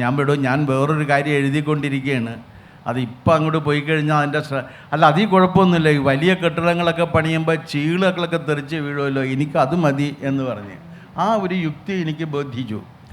അതിൻ്റെ അടിസ്ഥാനത്തിലാണ് ഇത് എഴുതി തുടങ്ങിയത്. ഇത് എഴുതി തുടങ്ങിക്കഴിഞ്ഞാൽ ഈ പത്രാധിപന്മാരെയൊന്നും പത്രം, പാതിരി, പോലീസ് 3 ഒരു കാരണവശാലും നമ്പരുത് എന്നൊരു പ്രമാണമുണ്ട്. ആ രീതിയിൽ ഈ പത്രക്കാരർ നമ്പിക്കഴിഞ്ഞാലുള്ളൊരു പ്രശ്നം, ഇത് എഴുതി കഴിഞ്ഞിട്ട് ഇത് പ്രസിദ്ധീകരിച്ച് കഴിഞ്ഞിട്ട് ശ്രീകാന്ത് തുടരും എന്നുകൂടി എഴുതി. ഈ തുടരും എന്ന് എഴുതി കഴിഞ്ഞാൽ പിന്നെ ഇത് എഴുതി കൊടുക്കേണ്ട ബാധ്യത എൻ്റേതായി. അങ്ങനെയാണ് എന്നെ ഏറ്റവും കൂടുതൽ ആകർഷിച്ച ഭാഗങ്ങൾ, അതിൻ്റെ കഥാസന്ദർഭങ്ങൾ, കഥാപാത്രങ്ങൾ, ഇവരെക്കുറിച്ചൊക്കെ ഒരുപാട് എഴുതാൻ പറ്റും. പക്ഷെ അത്ര എഴുതി കഴിഞ്ഞപ്പോഴേക്കും അത് നിർത്തിയതാണ്. കാരണം മഹാഭാരതത്തിൻ്റെ ഒരു പ്രത്യേകതയായി എനിക്ക് തോന്നിയത്, വളരെ ചെറിയ കഥാപാത്രം പോലും വളരെ വലുതായിട്ടാണ് അതിൽ പ്രത്യക്ഷപ്പെടുന്നത്. അത് ചെറുതല്ല, ഒന്നും ചെറുതല്ല എന്നുള്ളൊരു ധാരണ മഹാഭാരതം നമുക്ക് തരുന്നുണ്ട് എന്നാണ് ഞാൻ മനസ്സിലാക്കിയിട്ടുള്ളത്. വളരെ ചെറുതായിരിക്കും ആ കഥാപാത്രം, കുറച്ച് സന്ദർഭങ്ങളിലായിരിക്കും വരുന്നത്. പക്ഷേ ആ കുറച്ച് സന്ദർഭങ്ങളിൽ അത് വരുമ്പോൾ തന്നെ അത് വളരെ വലുതായ ഒരു ജീവിതത്തെക്കുറിച്ച് കൂടി നമ്മോട് സംസാരിക്കുന്നുണ്ട്. അപ്പോൾ അതിൽ ഒരു കാര്യമുള്ളതെന്ന് വെച്ച് കഴിഞ്ഞാൽ, ഇത് അഹിംസ പരമധർമ്മമാണ് എന്ന് പറയുന്നത് മഹാഋഷിമാരോ അങ്ങനെയുള്ളവരൊന്നുമല്ല. ഒരു പാമ്പും ഒരു തവളയുമാണ് മഹാഭാരതത്തിൽ പറയുന്നത് അഹിംസയാണ് പരമധർമ്മം എന്നുള്ള കാര്യം. ഒന്ന് ആലോചിച്ച് നോക്ക്. അപ്പോൾ ഈ കഥാപാത്രങ്ങളൊക്കെ സംസാരിക്കുമോ എന്ന് ചോദിച്ചു കഴിഞ്ഞാൽ അത്തരം ഒരു ചോദ്യത്തിന് ഞാൻ ഉത്തരം പറയുകയില്ല. കാരണം പാമ്പും ഇതൊക്കെ, മരം സംസാരിക്കുമോ, മണ്ണ് സംസാരിക്കുമോ, മരവും മണ്ണും ഒക്കെ സംസാരിക്കും എന്ന് ബോധ്യം വരുമ്പോഴാണ് ഒരാൾ എഴുത്തുകാരനായി തീരുന്നത് എന്നാണ് എനിക്ക് തോന്നിയിട്ടുള്ള കാര്യം. വലിയ എഴുത്തുകാരെല്ലാം അങ്ങനെ ഈ മരത്തെ കൊണ്ടും മണ്ണിനെ കൊണ്ടും വായുവിനെ കൊണ്ടും അഗ്നിയെ കൊണ്ടും ഒക്കെ സംസാരിപ്പിച്ചിട്ടുള്ളവരാണ്. അപ്പോൾ അങ്ങനെ സംസാരിച്ച് വന്നിട്ടുള്ളതാണ്. പിന്നെ ഇവിടെ ഈ അഹിംസയെക്കുറിച്ച് പറഞ്ഞു. അഹിംസയെക്കുറിച്ചാണ് നമ്മൾ ഏറ്റവും വലിയ തെറ്റിദ്ധാരണ പലപ്പോഴും പുലർത്തിയിട്ടുള്ളത്. കൊല്ലാതിരിക്കലാണ് എന്നൊക്കെ ഉള്ളൊരു വളരെ വളരെ പെട്ടെന്ന് തോന്നാവുന്ന ഒരർത്ഥം അഹിംസക്ക് പൊതുവെ പറഞ്ഞു വരാറുണ്ട്. പക്ഷേ അത് അത്ര ശരിയാണ് എന്ന് എനിക്ക് തോന്നുന്നില്ല. എന്തുകൊണ്ടാണെന്ന് വെച്ച് കഴിഞ്ഞാൽ, ജീവോ ജീവസ്യ ജീവനം എന്ന് പറയുന്നത് പോലെ ജീവികൾക്ക് മറ്റ് ജീവികളെ ആശ്രയിച്ച് മാത്രമേ ജീവൻ നിലനിർത്താൻ കഴിയൂ. അപ്പോൾ ഒരു വളരെ എന്താണ് ഒരു അൺകോംപ്രമൈസിങ് വെജിറ്റേറിയൻ ആണെങ്കിലോ അങ്ങനെ ഒരു ചോദ്യം വരാമല്ലോ. ഈ അൺകോംപ്രമൈസിങ് വെജിറ്റേറിയനും ഒരു കാര്യം സമ്മതിക്കണം, ഒരു മണി അരിയിലും ഒരു വറ്റിലും ഉള്ള ജീവനും എന്നിലുള്ള ജീവനും ജീവൻ എന്ന നിലക്ക് അഭിന്നമാണ്. അപ്പം ഞാനൊരു ഉരുള ചോറ് തിന്നുമ്പോൾ ഞാൻ എത്രയോ ജീവന് ഹനിക്കുന്നുണ്ട്. നടന്നു പോകുമ്പോൾ സൂക്ഷ്മജീവികളുടെ മഹാപ്രപഞ്ചത്തിലൂടെയാണ് ഞാൻ നടക്കുകയും ഇരിക്കുകയും കിടക്കുകയും ഒക്കെ ചെയ്യുന്നത്. അപ്പോൾ എത്രയോ ജീവികളെ ഹനിക്കുന്നുണ്ട്. അപ്പോൾ ഹനനമില്ലാതെ നമുക്ക് ജീവിച്ചു പോകാൻ സാധ്യമല്ല. അങ്ങനെയാണെങ്കിൽ എന്താണ് അഹിംസ എന്നുള്ളൊരു ചോദ്യം പ്രസക്തമായിട്ട് വരും. എന്താണ് അഹിംസ? ഇതിനെക്കുറിച്ച് എന്താണ് പറയാനുള്ളത്? അഹിംസക്ക് നൽകിയിരിക്കുന്ന ഏറ്റവും മഹത്തായ നിർവചനമായി എനിക്ക് തോന്നിയത് ഈശാവാസ്യ ഉപനിഷത്തിലെ 1-ാമത്തെ മന്ത്രം. നിങ്ങൾക്ക് അത് മിക്കവാറും എല്ലാവർക്കും അറിയാവുന്നതാണ്. അതിൽ പറയുന്ന ഒരു കാര്യം തെക്തേന ഭുഞ്ചീത എന്നാണ്. ആ തെക്തേന ഭുഞ്ചീത എന്ന് പറയുന്നതിന് ടേക്ക് ദ മിനിമം എന്നാണ്. ആ മിനിമം ആര് നിശ്ചയിക്കണം എന്ന് ചോദിച്ചു കഴിഞ്ഞാൽ നമ്മുടെ മിനിമം എത്രയാണെന്ന് സിറ്റി റേഷനിങ് ഓഫീസർ നിശ്ചയിക്കരുത്, അത് നമ്മൾ തന്നെ നിശ്ചയിക്കണം. അവനവൻ്റെ മിനിമം നിശ്ചയിക്കണം. ആ മിനിമം നിശ്ചയിക്കണം എന്നുണ്ടെങ്കിൽ അതിനൊരു നടപടിക്രമമുണ്ട്, ഒരു പ്രൊസീജിയറുണ്ട്. ആ പ്രൊസീജിയർ എന്താണെന്ന് വെച്ച് കഴിഞ്ഞാൽ നമുക്ക് നമ്മുടെ ഇന്ദ്രിയങ്ങളെയും മനസ്സിനെയും ഒക്കെ നിയന്ത്രിച്ച് നിർത്താൻ കഴിയണം. ആത്മനിയന്ത്രണം എന്നാണ്. ആത്മനിയന്ത്രണത്തിലൂടെ ലോകഭോഗങ്ങളെ ഉപയോഗിക്കുന്നതിനെയാണ് അഹിംസ എന്നതുകൊണ്ട് ഞാൻ അർത്ഥമാക്കുന്നത്. അഹിംസ എന്നുള്ളതിന് അതാണ്. അപ്പോൾ അധികാരത്തിൻ്റെ മിനിമം, സമ്പത്തിൻ്റെ മിനിമം, പദവികളുടെ മിനിമം, യശസ്സിൻ്റെ മിനിമം, ഇതാണ് ഈ അർത്ഥം എന്ന് പറയുന്നത്. അതിൻ്റെ മിനിമം നിങ്ങൾക്ക് എത്ര ഉപയോഗിക്കാൻ കഴിയുന്നു എന്നുള്ളതാണ് അഹിംസ എന്നതുകൊണ്ട് അർത്ഥമാക്കുന്നത്. പക്ഷേ മഹാഭാരതത്തിൽ ഈ അധികാരത്തിൻ്റെത് വരുന്ന സമയത്ത് പരിധി കഴിഞ്ഞു പോകുന്നു എന്നതാണ് അതിൻ്റെ സവിശേഷത. അത് അധികാരത്തിൻ്റെ എന്നല്ല, സമ്പത്തിൻ്റെ ആയാലും എന്തിൻ്റെ ആയാലും ഒരു ശീലമാണ്. അധികാരം ആർക്ക് കിട്ടിക്കഴിഞ്ഞാൽ അത് ചിലപ്പോൾ പരിധി കഴിഞ്ഞു പോകാനിടയുണ്ട്. ആ പരിധി കഴിഞ്ഞു പോകുന്ന സമയത്ത് ഇത് പരിധി കഴിഞ്ഞിരിക്കുന്നു എന്ന് ഓർമ്മിപ്പിക്കുകയും അവനവൻ തന്നെ നിയന്ത്രിക്കുകയും ചെയ്യുന്ന ഒരു രീതിയാണ്, ഒരു ജീവിത രീതിയെയാണ് അഹിംസ എന്നതുകൊണ്ട് അർത്ഥമാക്കുന്നത്. അതാണ് മഹാഭാരതത്തിൽ പ്രതിപാദിക്കുന്നതെന്ന കേന്ദ്രപ്രമേയം എന്ന് എനിക്ക് തോന്നിയിട്ടുണ്ട്. ഞാൻ അതിനെക്കുറിച്ചാണ് പ്രധാനമായിട്ടും എഴുതിയത്. ആ അഹിംസയെ എങ്ങനെ മനസ്സിലാക്കാൻ കഴിയും, ആ അഹിംസയുടെ അറിവ് എങ്ങനെ നേടാൻ കഴിയും, അതിന് മഹാഭാരതം എങ്ങനെ ഉപയുക്തമാക്കാൻ കഴിയും എന്നുള്ളതിനെക്കുറിച്ചായിരുന്നു എൻ്റെ ഗവേഷണം. അതിൻ്റെ ഭാഗമായിട്ടാണ് ഇവിടെ മലയാളത്തിൽ ഈ പറഞ്ഞ പുസ്തകം ഞാൻ എഴുതിയത്. തിരിച്ചു വരാം. ഞാൻ വീണ്ടും ജയമോഹനിലേക്ക് വരികയാണ്. അദ്ദേഹം ഈ നോവലിൽ ഇലിയഡ് പോലെ ഒഡീസി പോലെയുള്ള വലിയ ഇതിഹാസങ്ങൾ ഉപയോഗിക്കുന്നുണ്ട്. അല്ലെങ്കിൽ ഡോസ്റ്റോസ്കി പോലെയൊക്കെയുള്ള വലിയ സാഹിത്യകാരന്മാർ മുതൽ ഗബ്രിയൽ ഗാർഷ്യ മാർക്കേസും ബൊലാനോ വരെയുള്ള എഴുത്തുകാരുടെ എഴുത്ത് രീതികൾ ഉപയോഗിക്കുന്നുണ്ട് എന്ന് ഞാൻ വെബ്സൈറ്റിൽ കാണുന്നുണ്ട്. എനിക്ക് തോന്നുന്നത് ഈ താങ്കൾ ഒരുപാട് പുതിയ കാലത്തെയും ഒക്കെ ആവിഷ്കരിക്കുന്ന ഒരു വലിയ എഴുത്തുകാരനാണ്. ഒരു കുബേര സമ്മാനമായിട്ടുള്ള ഒരു ഭാവനയുടെ ഉടമയാണ്. എന്നിട്ടും എന്തുകൊണ്ട് ഇത്രയും ഒരു കാലം കഴിഞ്ഞിട്ടുള്ളൊരു ആഖ്യാനത്തിലേക്ക് തിരിച്ചു പോകണം നോവൽ എഴുതാൻ വേണ്ടിയിട്ട്? അത് ഇവിടെ ഇപ്പോൾ സമകാലിക അവസ്ഥയിൽ ഒരു പുതിയ ഭാവന ചെയ്യാൻ കഴിവില്ലാത്ത ഒരാളല്ല. പുതിയ കാര്യങ്ങൾ ചെയ്യാനായിട്ടും ഒരുപാട് മേഖലകളിൽ ഇടപെടുന്ന ആളാണ്. ജീവചരിത്രവും നിരൂപണവും സിനിമയും ഒക്കെ ബന്ധപ്പെടുന്ന ഒരാൾ. എന്തുകൊണ്ട് ഇങ്ങനെയുള്ള ഒരു പഴയ ടെക്സ്റ്റിലേക്ക്, പഴയതെന്ന് ഇപ്പോഴും എനിക്ക് അറിഞ്ഞുകൂടാ വാക്യം ഉപയോഗിക്കുന്നത് ശരിയാണോ എന്നൊരു വാക്ക്. അപ്പോൾ ഇതെന്തുകൊണ്ടാണ് അങ്ങനെ അതിലേക്ക് വരാൻ തോന്നിയത്? അത് എത്രമാത്രം ഒരു സമകാലികമാണ്, കണ്ടംപററി ആണ് എന്നുള്ളതാണ് ഒരു ചോദ്യം തോന്നുന്നത്. അതിൻ്റെ ഒപ്പം തന്നെ ഒരു ചെറിയൊരു ട്രിവിയ എന്ന് പറയുന്നൊരു ചോദ്യം, എന്തുകൊണ്ട് 26 അധ്യായങ്ങൾ? പൊതുവേ മഹാഭാരതത്തിൽ എപ്പോഴും 18 പർവ്വങ്ങൾ, അതുപോലെ തന്നെ പലപ്പോഴും ചോദ്യങ്ങളൊക്കെ വരുന്നത് ഈ 18 അക്ഷൗഹിണികൾ, 36 ചോദ്യങ്ങൾ, ഇങ്ങനെ 26 നിർത്തുന്നതിൻ്റെ എന്തെങ്കിലും ഒരു പ്രത്യേകത ഉണ്ടോ? അതൊരു ട്രിവിയ എന്നുള്ള രീതിയിൽ എടുത്താൽ മതി. പക്ഷേ മറ്റേ ചോദ്യമാണ് ഞാൻ കൂടുതൽ ഊന്നാൻ ഉദ്ദേശിക്കുന്നത്. അതായത് ഒരു കാലഘട്ടത്തിലും ഭാവനയ്ക്ക് എന്തെങ്കിലും ഒരു ചെറിയ കുറവുണ്ടെന്ന് ഞാൻ വിചാരിച്ചില്ല. ഈ മഹാഭാരതം എഴുതി കഴിഞ്ഞ് ഏതാണ്ട് ദിവസങ്ങൾ കഴിഞ്ഞതിന് ശേഷം കോവിഡ് സമയത്ത് ദിവസം ഒരു ചെറുകഥകൾ വീതം 136 ചെറുകഥകൾ ഞാൻ എഴുതിയിട്ടുണ്ടായിരുന്നു. അവ ഏതാണ്ട് 16 സമാഹാരങ്ങളായി തമിഴിൽ പ്രസിദ്ധീകരിച്ചിട്ടുണ്ട്. അതിൽ പല കഥകളും ലോകത്തിലെ ഏറ്റവും പ്രശസ്തമായ സാഹിത്യ മാഗസീൻസുകളിൽ വിവർത്തനത്തിലൂടെ പബ്ലിഷായിട്ടുണ്ട്.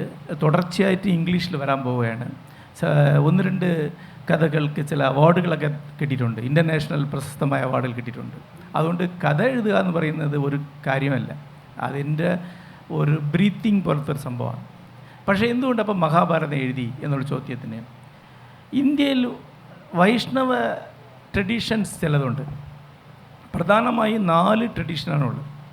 അതിൽ രുദ്രമാർഗം, പുഷ്ടിമാർഗം അല്ലെങ്കിൽ രുദ്രമാർഗം അല്ലെങ്കിൽ പുഷ്ടിമാർഗം, കുമാരമാർഗം, മധ്വമാർഗം എന്നീ 3 പേർക്കും മഹാഭാരതം വേദങ്ങൾക്ക് തുല്യമാണ്. ശ്രീമാർഗം എന്ന് പറയുന്ന രാമാനുജർക്ക് അതൊരു പുരാണമാണ്. അവർക്ക് ആ ടെക്സ്റ്റ് മാറ്റാനേ പാടില്ല.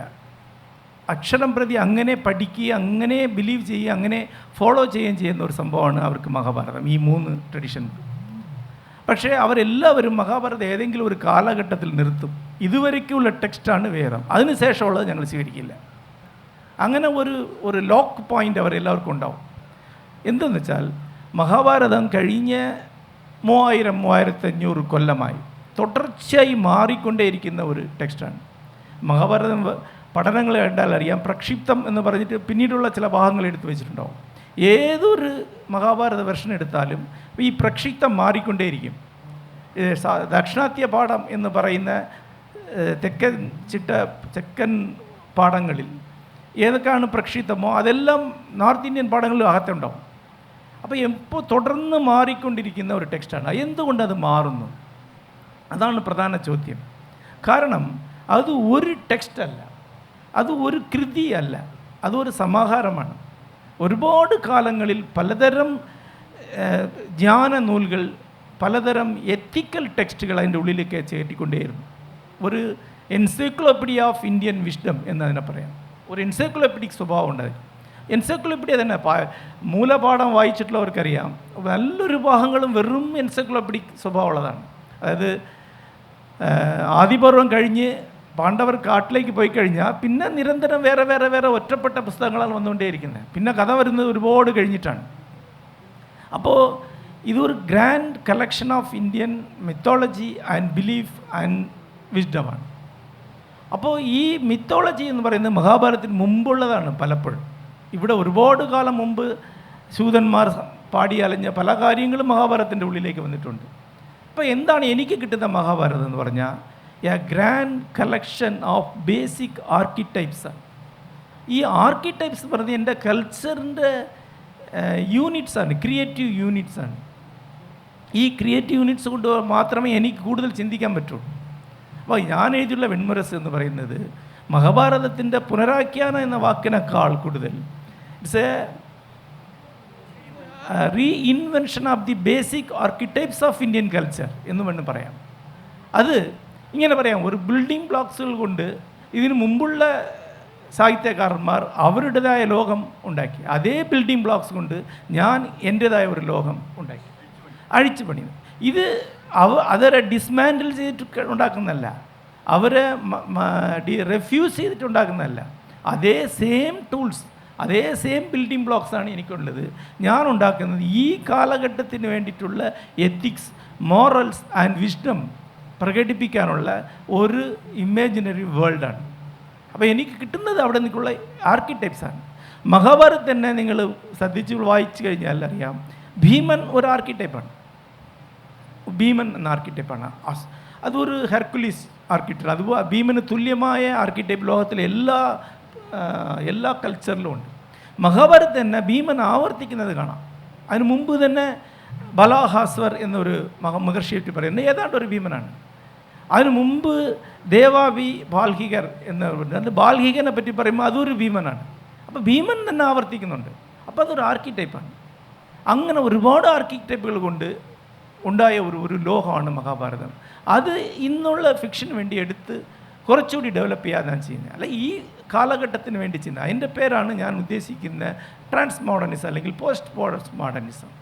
ഇന്നുള്ള ലോകത്തിന് വേണ്ടിയിട്ടുള്ള ethics, morals and wisdom create ചെയ്യാനുള്ള ഒരു എൻറ്റയർ ഒരു ഇൻഡിജിനിയസ് വേൾഡ് ക്രിയേറ്റ് ചെയ്യാനാണ് ശ്രമിക്കുന്നത്. ഒരു ലോകമാണ് ഉദ്ദേശിക്കുന്നത്. എന്തുകൊണ്ടാണ് മഹാഭാരതം ഇത്രയേറെ വായിക്കപ്പെടുന്നത്? ഇവിടെ മഹാഭാരതത്തിൻ്റെ ഇത്രയും വെർഷൻ ഉണ്ടായിരുന്നപ്പോഴും വെൺമുരസ് എന്താണ് കൂടുതൽ വായിക്കപ്പെടുന്നത്? ഈ തിരക്കുള്ള കാലഘട്ടത്തിൽ 26,000 പേജ് 3 തവണ അല്ലെങ്കിൽ 4 തവണ വായിച്ച ആളുകൾ തമിഴ്നാട്ടിലുണ്ട്. എന്തുകൊണ്ടാണ് വായിക്കപ്പെടുന്നത്? ഇനി എന്തായാലും ഒരു 5 കൊല്ലത്തിനുള്ളിൽ വെൺമുരസ് ഇംഗ്ലീഷിലേക്ക് വരും. അതിനുള്ള ചർച്ചകൾ നടന്നുകൊണ്ടിരിക്കുകയാണ്. ലോകം മുഴുവൻ വായിക്കും. കാരണം അത് ഒരു പഴയ കഥയല്ല, പഴയ ആർക്കിടൈപ്സ് കൊണ്ട് എഴുതപ്പെട്ട പുതിയ കഥയാണ്. നന്ദി. ഈ 26ൻ്റെ പ്രത്യേകത എന്തെങ്കിലും ഉണ്ടോ? 26 എന്നുള്ളത് അങ്ങനെ 26 അങ്ങനെ ഒരു നമ്പർ അതിലില്ല, അങ്ങനെ വിചാരിച്ചിട്ടില്ല. എഴുതി വന്നപ്പോൾ കഥ തീർന്നു, അത്രയേ ഉള്ളൂ. ഞാൻ ഒരു കാലഘട്ടത്തിന് ഒരു നോവലായിട്ടാണ് ഉദ്ദേശിക്കുന്നത്. ഉദാഹരണത്തിന് എങ്ങനെ അതിൻ്റെ ഫോം എന്ന് പറയാം. ഭീമൻ കല്യാണ സൗഗന്ധ്യം അന്വേഷിച്ച് പോകുകയും അത് കണ്ടെത്തുകയും മടങ്ങി വരികയും ചെയ്യുന്നത് ഒരു നോവലാണ്.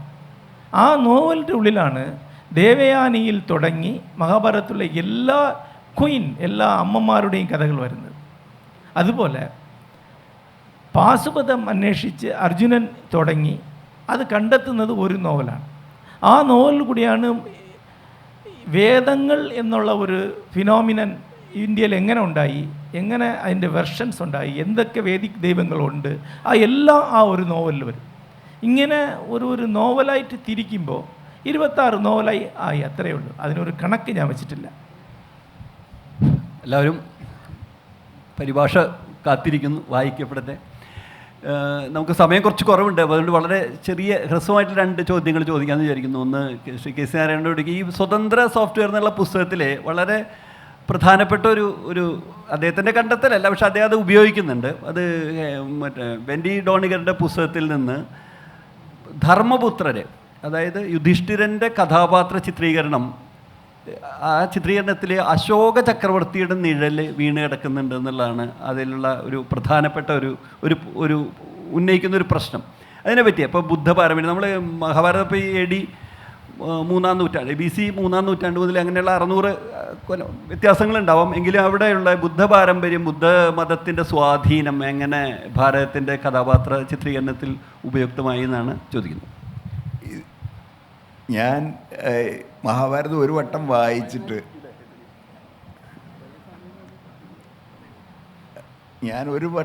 വായിച്ചു. അത് കഴിഞ്ഞിട്ട് ഞാൻ മകളെ കാണാനായിട്ട് ഞാനും ഭാര്യയും കൂടി അമേരിക്കയിലേക്ക് പോയി. അപ്പോൾ മകളുടെ ഭർത്താവ് അയാൾ മാർക്കറ്റിംഗൊക്കെ ആണെങ്കിലും നല്ല വായനക്കാരനാണ്. അപ്പോൾ അയാളുടെ ഷെൽഫിലാണ് ഷിക്കാഗോ സർവകലാശാലയിൽ പ്രൊഫസറായ വെൻഡി ഡോണിഗറുടെ the Hindus an alternative history, ഹിന്ദുക്കൾക്ക് ഒരു ബദൽ ചരിത്രം എന്നുള്ള പുസ്തകം കണ്ടത്. അപ്പോൾ ഞാനത് വായിച്ചു നോക്കിയപ്പോൾ അതിൽ മഹാഭാരതത്തെ പറ്റിയും ഒരു ചാപ്റ്റർ ഉണ്ട്. അപ്പോൾ അതിൽ പറയുന്ന ഒരു വാക്യം പെട്ടെന്ന് എന്നെ ഞെട്ടിപ്പിച്ചു കളഞ്ഞു. അതിൽ പറയുകയാണ്, ഈ മഹാഭാരതത്തിലെ യുധിഷ്ഠിരൻ, യുദ്ധം കഴിഞ്ഞ് ആകെ വിഷണ്ണനായിരിക്കുന്ന യുധിഷ്ഠിരൻ വാസ്തവത്തിൽ ചരിത്ര പുരുഷനായ അശോകൻ്റെ, അതായത് കലിംഗ യുദ്ധം കഴിഞ്ഞ് ആകെ വിഷണ്ണനായി ഇനി ഒന്നും വേണ്ട എന്ന് വിചാരിക്കുന്ന ആ അശോക ചക്രവർത്തിയുടെ ഛായ വീണ കഥാപാത്രമാണ്. ഇത് ഒരു ഇരുണ്ട വാനത്തിനെ ഒരു ഇടിമിന്നൽ പെട്ടെന്ന് വെളിപ്പെടുത്തിയാൽ എന്ന പോലെ എന്നെ ഭയങ്കര ത്രസിപ്പിച്ചു. അവിടുന്നാണ് ഞാൻ റീസ്റ്റാർട്ട് ചെയ്യുന്നത്, ഇതെങ്ങനെ ഇതിൽ വന്നു. അപ്പോൾ പിന്നെ അങ്ങനെ അന്വേഷിച്ചു എന്താണ് ഈ അശോകൻ. അപ്പോൾ റൊമീല താപ്പറാണ് ഈ അശോകനെ പറ്റിയിട്ട്, ചരിത്രകാരന്മാരുടെ പല പുസ്തകങ്ങളും വായിച്ചു. റൊമീല താപ്പറാണ് ഇതിനെ പറ്റിയിട്ട് Ashoka and the decline of the Maurya empire എന്നുള്ള ഗവേഷണ പ്രബന്ധം എഴുതി. അത് ഞാൻ മുഴുവൻ വായിച്ചു നോക്കി. അപ്പോൾ അതിൽ അത്ഭുതകരമായിട്ടുള്ള പല കാര്യങ്ങളുണ്ട്. അതിലൊന്ന്, അശോകൻ അതിക്രൂരനായ ഒരു ചക്രവർത്തിയായിരുന്നു. അദ്ദേഹത്തിന് 99 സഹോദരന്മാരുണ്ടായിരുന്നു. അത് ഐതിഹ്യമാണ്, വസ്തുതകളും ഐതിഹ്യങ്ങളും കലർന്ന ഒരു കഥയാണ് അവർ കണ്ടെത്തുന്നത്. അങ്ങനെ അവർ കണ്ടെത്തിയതിൽ ഈ 99 ഭ്രാതാക്കളെയും കൊന്നിട്ടാണ് അശോകൻ ചക്രവർത്തിയായത്. അത് കഴിഞ്ഞിട്ട് ഈ യുദ്ധം പല പടയോട്ടങ്ങൾ നടത്തി. അങ്ങനെ കലിംഗ രാജ്യത്ത് വന്ന് കലിംഗ രാജ്യത്തിലെ യുദ്ധത്തിൽ ജയിച്ചു. പക്ഷേ പിന്നീടാണ് അദ്ദേഹം ഈ 33 ശിലാശാസനങ്ങൾ എഴുതി വെച്ച് അതിലൊരു ശാസനം അത് വളരെ മനസ്സിനെ അയാൾ ദുഃഖമാണ് എഴുതി വയ്ക്കണം. സാധാരണ ചക്രവർത്തിമാർ വിജയകഥയാണ് എഴുതി വയ്ക്കുന്നത്, ഇദ്ദേഹം അതിൻ്റെ ദുഃഖമാണ് എഴുതി വയ്ക്കുന്നത്. ആ ശാസനത്തിലെ ഉള്ളടക്കം എല്ലാവരും കേൾക്കേണ്ടതാണ്. അഭിഷേകം കഴിഞ്ഞ് 8ാം വർഷത്തിൽ ദേവാനാം പ്രിയനായ പ്രിയദർശി മഹാരാജാവ് കലിംഗരാജ്യം ആക്രമിച്ച് കീഴടക്കി. 1.5 ലക്ഷം പേരെ ആ കലിംഗരാജ്യത്തു നിന്ന് നാട് കടത്തി. 1 ലക്ഷം പേരെ കൊല ചെയ്തു. അതിലെത്രയോ ഇരട്ടി മനുഷ്യർ ചരമഗതി പ്രാപിച്ചു. കലിംഗരാജ്യം കീഴടക്കിയ ശേഷം ദേവാനാംപ്രിയൻ ഏറിയ വിഷാദത്തോടെ ധർമ്മം ആചരിച്ചു, ധർമ്മം അഭിലഷിച്ചു, ധർമ്മം പ്രബോധനം ചെയ്തു. കലിംഗരാജ്യം കീഴടക്കിയ ദേവാനാംപ്രിയന് ഏറിയ പശ്ചാത്താപം അനുഭവപ്പെട്ടു. ഇതൊക്കെ ഒരു വലിയ ബോർഡിലേക്ക് എഴുതി വയ്ക്കുകയാണ്. കാരണം പരാശ്രിതനല്ലാതിരുന്ന ഒരു രാജ്യം കീഴടക്കിയപ്പോഴുണ്ടായ നരഹത്യ, മരണം, നാടുകടത്തൽ ഇവയൊക്കെ അദ്ദേഹത്തിൻ്റെ മനസ്സിനെ വിഷാദഭരിതമാക്കി. അതിലധികമായി ദേവാനാംപ്രിയന് കഷ്ടമായി തോന്നിയത് കലിംഗരാജ്യത്തിലെ നിവാസികൾ, അവർ ബ്രാഹ്മണരാകട്ടെ, ശ്രമണന്മാരാകട്ടെ, മറ്റു വിശ്വാസികളാകട്ടെ, മുതിർന്നവരെയും മാതാപിതാക്കളെയും ഗുരുജനങ്ങളെയും അനുസരിക്കുകയും സുഹൃത്തുക്കളോടും പരിചയക്കാരോടും സഹകർമ്മികളോടും ബന്ധുക്കളോടും അടിമകളോടും ഭൃത്യരോടും നന്നായി പെരുമാറുകയും ചെയ്യുന്ന ഗൃഹസ്ഥരാകട്ടെ, അവരെല്ലാം ഒന്നൊഴിയാതെ ഹിംസയ്ക്കും കൊലയ്ക്കും പ്രിയപ്പെട്ടവരിൽ നിന്നുള്ള വേർപാടിനും ഇരയായി എന്നതാണ്. ഇതിൽ നിന്ന് രക്ഷപ്പെടാൻ ഭാഗ്യമുണ്ടായവർ പോലും തങ്ങളുടെ സുഹൃത്തുക്കൾക്കും പരിചയക്കാർക്കും സഹകർമ്മികൾക്കും വന്നു ഭവിച്ച ദൗർഭാഗ്യം മൂലം ശോകസന്തപ്തരായിരിക്കുന്നു. എല്ലാവരും ദുഃഖത്തിൽ പങ്കാളികളാണ് എന്നത് ദേവാനാംപ്രിയനെയും ദുഃഖിതനാക്കുന്നു. ഇങ്ങനെ ഒരു രാജാവ് അവനവൻ്റെ ദുഃഖകഥ, അല്ലെങ്കിൽ വിജയിയായ രാജാവ് അവനവൻ്റെ ആത്മീയ പരാജയത്തിൻ്റെ കഥ എവിടെയെങ്കിലും ഇങ്ങനെ കൊടി നാട്ടി വിളംബരം ചെയ്ത് എഴുതി വെച്ചിട്ടുള്ളതായിട്ട് ലോകചരിത്രത്തിൽ എവിടെയും കാണുന്നില്ല. വിജയകഥകൾ മാത്രം വിളംബരം ചെയ്യുന്ന ഒരു രാജാവിൽ നിന്ന് വ്യത്യസ്തമായി അവനവൻ്റെ ദുഃഖകഥകൾ, അവനവൻ്റെ പരാജയ കഥകൾ ഇങ്ങനെ നാട്ടുകാർക്ക് എഴുത്തറിയാവുന്ന എല്ലാവർക്കും വായിക്കാനായിട്ട് ഒരു വലിയ സ്തൂപം നാട്ടി അവിടെ ഉയർത്തി നിർത്തുക. ഇത് അശോകൻ്റെ കാര്യത്തിൽ മാത്രമേ ഉണ്ടായുള്ളൂ. ഈ അശോകൻ്റെ ഇതിൽ പല ആളുകളുടെയും ചരിത്രത്തിൻ്റെ നിഴൽ മഹാഭാരതത്തിൽ വീണിട്ടുണ്ട്. ഉദാഹരണത്തിന് ചന്ദ്രഗുപ്ത മൗര്യൻ, അദ്ദേഹം ഈ സ്വച്ഛന്ത മൃത്യുവായിട്ട് ഈ ശ്രാവണബെൽഗോളയുടെ ഭാഗത്ത് വന്ന് സ്വച്ഛന്ത മൃത്യു ആയിട്ട് മരണം വരിച്ച ആളാണ്. അത് ഭീഷ്മരാണ്, ആദ്യത്തെ ജൈന ഭീഷ്മൻ എന്ന് പറയാം. അങ്ങനെ ഓരോന്നിനും ചരിത്രത്തിൽ ഉള്ള സ്മരണകളോ മുദ്രകളോ ഉള്ള കഥാപാത്രങ്ങളാണ്. അങ്ങനൊരു ആളാണ് ഇദ്ദേഹം. മാത്രമല്ല ഈ ബുദ്ധതത്വങ്ങളൊക്കെ ഇഷ്ടം പോലെ ഇയാൾ പറയുന്നുണ്ട്. ഭ്രാതാക്കന്മാർ, പിതാക്കന്മാർ, പൗത്രർ, ജാതി, സുഹൃത്സുതർ, അർത്ഥത്തിന് അവരെ കൊന്നു ക്രൂരരാം ഞങ്ങൾ പാപികൾ, അർത്ഥസംഭവമീ തൃഷ്ണ. ബുദ്ധസ്റ്റ് വേർഡ്സാണിത്. ഇതെങ്ങനെ പിതാമഹ ഒഴി പാതകങ്ങൾ ചെയ്യിച്ചു തൃഷ്ണ ഞങ്ങൾ, ഏതോ ചാവോളവും രോഗം, ആ തൃഷ്ണ വിടുകിൽ സുഖം. ഇത് ഒരു ബുദ്ധ ശ്രമണ ഭിക്ഷു എഴുതിയതല്ല എന്ന് പറയാൻ നിവൃത്തിയില്ല. അങ്ങനെ ഈ അശോകനും ബുദ്ധമതവും ഒക്കെ ഇതിലേക്ക് കയറി ഇറങ്ങും, വളരെയധികം സ്ഥലങ്ങളിൽ വ്യാപിക്കുകയും ഒക്കെ ചെയ്യുന്നുണ്ട്. അതിൻ്റെ സംവാദങ്ങളൊക്കെ നടക്കുന്നുണ്ട്. അപ്പോൾ ഒരു ഒറ്റ ദർശനം വെച്ചിട്ടല്ല മഹാഭാരതം ഉണ്ടായിട്ടുള്ളത്. ജയമോഹൻ പറഞ്ഞ പോലെ അനേകം ദർശനങ്ങളുടെയും അവയുടെ സംഘർഷങ്ങളുടെയും അവയുടെ സംവാദങ്ങളുടെയും ഒക്കെ ഒരാകത്തുകയാണ് ഇത് മഹാഭാരതം. നമ്മൾ സമയം കുറവാണെങ്കിലും ഞാൻ അവസാനം ഒരു ചോദ്യം ചോദിക്കുകയാണ്. നമ്മുടെ ഈ പാനലിൽ ഉള്ള ഏക രാഷ്ട്രീയക്കാരനും അങ്ങാണ്. ഈ മഹാഭാരതം പോലെ ഒരു വലിയൊരു ഇതിഹാസത്തെ രാഷ്ട്രീയമായിട്ട് ഉപയോഗിക്കാനുള്ള സാധ്യതകൾ ഉണ്ടോ എന്ന് ചോദിച്ചാൽ തീർച്ചയായിട്ടും ഉണ്ട് എന്നുള്ളതാണ് നമ്മുടെ അത് എങ്ങനെ അത് വരുന്നു പ്രത്യേകിച്ചും പല ഇതിഹാസം മാത്രമല്ല, അല്ല ഞാൻ ചോദിക്കുന്നത് ഇപ്പം ഈ തിരുത്തലുകൾ വരുന്നു, ഏത് കാര്യവും രാഷ്ട്രീയമായിട്ട് ഉപയോഗിക്കാവുന്നതാണ്. അപ്പോൾ ഈ തിരുത്തലുകൾ അങ്ങനെ വരുന്നു, ചിലപ്പോൾ ഭക്ഷണങ്ങൾ അല്ല, ഏത് കാര്യവും രാഷ്ട്രീയമായിട്ട് ഉപയോഗിക്കാവുന്നതാണ്. അതൊരു ആശാസ്യമായ പ്രവണതയാണോ? അല്ല, ആശാസ്യമാണോ എന്ന് ചോദിച്ചു കഴിഞ്ഞാൽ രാഷ്ട്രീയക്കാർ അവരവരുടെ രീതിയിൽ പ്രവർത്തിക്കും. അത് കാലാകാലങ്ങളായിട്ട് ഇവിടെ രാഷ്ട്രീയക്കാർ രാഷ്ട്രീയത്തിൻ്റെ രീതിയിൽ സിനിമയെ ഉപയോഗിച്ചിട്ടുണ്ട്, നാടകത്തെ ഉപയോഗിച്ചിട്ടുണ്ട്, ചിത്രകലയെ ഉപയോഗിച്ചിട്ടുണ്ട്, ഗാനശാഖയെ ഉപയോഗിച്ചിട്ടുണ്ട്, കവിതയെ ഉപയോഗിച്ചിട്ടുണ്ട്, രാഷ്ട്രീയ വ്യവഹാരങ്ങൾ ഉപയോഗിച്ചിട്ടുണ്ട്. സാധാരണഗതിയിലെല്ലാം എല്ലാവരും കുറ്റപ്പെടുത്തുന്ന പോലീസിനെയാണ്, പോലീസിനെ ഉപയോഗിച്ച് പോലീസിനെ മാത്രമൊന്നുമില്ല, ഇതിനൊക്കെ ഉപയോഗിക്കാറുണ്ട്. അത് നമ്മൾ നിത്യജീവിതത്തിൽ എന്തെല്ലാം കാര്യങ്ങൾ ഉപയോഗിക്കുന്നുണ്ടോ അതൊക്കെ രാഷ്ട്രീയത്തിലും ഉപയോഗിക്കപ്പെടും. സ്വാഭാവികമല്ലേ അത്? അതെന്താ അസ്വാഭാവികതയുള്ളത്? മഹാഭാരതം ഇന്ന് നമ്മൾ ഡീൽ ചെയ്യാൻ ശ്രമിക്കുന്നത് വളരെ സത്യസന്ധമായ ഒരു ആംഗിളിൽ വല്ലതും നമുക്കതിൽ ചെയ്യാൻ പറ്റുമെന്നാണ്. അപ്പോൾ ഇഷ്യൂ എന്താണെന്ന് വെച്ചാൽ മഹാഭാരതത്തിൻ്റെ as good as times interpretations ഒക്കെ ഒരു ഗ്രൂപ്പ് ഓഫ് ആൾക്കാർ അവരുടെ ഇഷ്ടത്തിനാണ് കളിക്കുന്നത്. ഇതിൽ എനിക്കിഷ്ടപ്പെട്ട പോർഷൻ അല്ലെങ്കിൽ ഞാൻ വിശ്വസിക്കുന്ന മതത്തിൻ്റെയോ അല്ലെങ്കിൽ ഒരു ഗ്രൂപ്പ് ഓഫ് തിങ്കിങ്ങിൻ്റെയോ പോർഷൻസിലേക്ക് ഞാൻ ഇതിനെ വലിക്കാൻ നോക്കുന്നുണ്ട്. ഒരു ഇൻ്റർനെറ്റിൽ പ്രത്യക്ഷപ്പെട്ടതിൽ ഒരു 4000 കൊല്ലം ഇന്ത്യ ഭരിച്ചിരുന്ന രാജാക്കന്മാരുടെ ഒരു നാൾ വഴി പട്ടികയിട്ടുണ്ട്.